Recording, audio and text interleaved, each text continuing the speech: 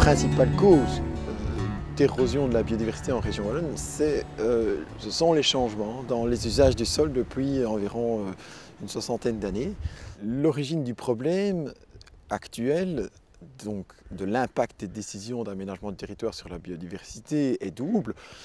D'abord, il se peut que l'autorité compétente pour adopter un plan ne dispose pas de l'information écologique sur les conséquences de sa décision, première chose. Ce qui peut la conduire à affecter en zone constructible un terrain d'intérêt biologique, mais dont elle ignorait l'intérêt biologique, première chose. Mais deuxième chose, il peut arriver aussi que l'autorité d'urbanisme décide en toute connaissance de cause de ne pas finalement préserver un lieu naturel de grand intérêt pour privilégier l'habitat, pour privilégier l'activité économique. C'est une question de balance des intérêts, comme on dit. Je vais prendre un exemple. Ici, nous sommes sur le territoire de la commune de Beauvechain et le plan de secteur, donc le plan d'aménagement décidé par le gouvernement wallon, affecte ce terrain d'intérêt biologique reconnu puisqu'il abrite notamment des espèces rares comme la bécassine sourde en hiver, l'affecte en zone constructible, en zone d'habitat. Heureusement, la commune de Beauvechain a dans sa politique communale d'aménagement du territoire décidé de consacrer ce terrain à la nature. Alors le constat, il est le suivant, c'est que l'aménagement du territoire, depuis le début déjà, prend en compte la biodiversité dans une certaine mesure, et notamment dans la planification spatiale. Mais malheureusement, on le voit bien, ça ne suffit pas pour bloquer l'érosion de la biodiversité. Il y a encore trop de décisions aujourd'hui d'aménagement du territoire qui ont un impact important sur le milieu naturel. Et c'est ça qui est à l'origine de ma question de recherche, à savoir quel espace pour la nature dans le droit de l'aménagement du territoire. Elle s'est axée sur justement l'étude de l'intégration, chère au développement durable, des considérations environnementales ou liées à la biodiversité en aménagement du territoire.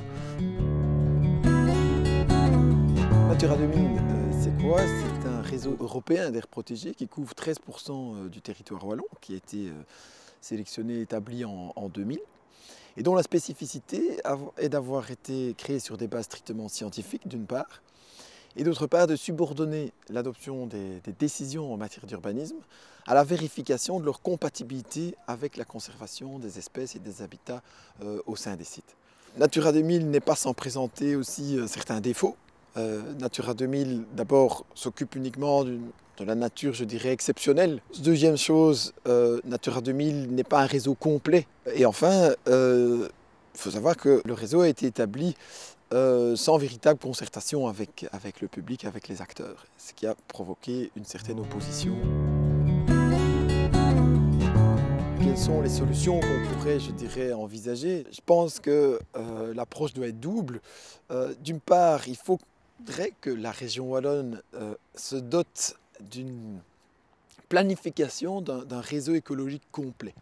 Un réseau écologique wallon, qu'on pourrait appeler comme ça, qui compléterait Natura 2000, je dirais, en accordant aussi une certaine importance à la nature ordinaire, sans pour autant la mettre sur le même pied que Natura 2000.